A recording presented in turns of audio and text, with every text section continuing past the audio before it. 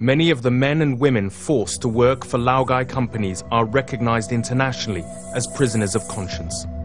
Charles Li is a follower of Falun Gong, a non-political spiritual blend of philosophy and Eastern mysticism. In 1999, China began to crack down on the Falun Gong movement, locking up to 100,000 of its followers in the Laogai.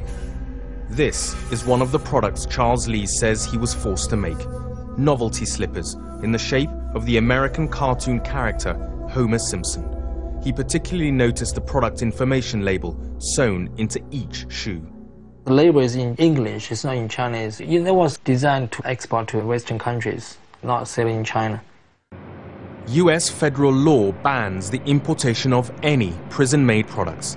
But China's deliberate policy of using prisoners as slaves to boost the profits for Chinese export companies continues unchecked. And Western governments remain reluctant to rock the economic boat. As long as the world's consumer markets place a higher value on cheap products than they do on human life, the misery of 5 million prison slaves locked up behind these walls will continue. They knew he was a fisherman by the clothes he wore. My grandmother, she used to knit a lot of the ganzis for the fishermen in the village. I was born in her house and lived there until I was about 7. And one time I had a long period off school and she actually taught me to knit squares. And I progressed from there to do patterns. As regards knitting the ganzis, I picked that up off a pattern through just learning myself how to knit on 4 needles, because I used to knit all my own sea boot stockings and gloves. And some people never believe that a man can knit.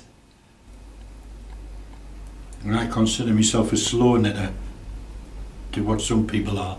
The fishermen used to have a design in their ganzi, and if ever they were lost at sea, they got found, they could easily be recognised by the ganzi. This is basically this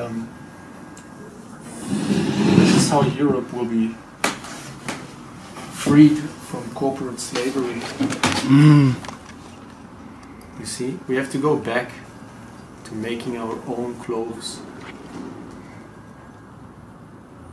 They've banned this. We're now buying only Chinese with chemicals, slavery, plastic that we send to them. You know, so this is, if every woman has or every family has one of these at home, this is how we're going to be free again. You know.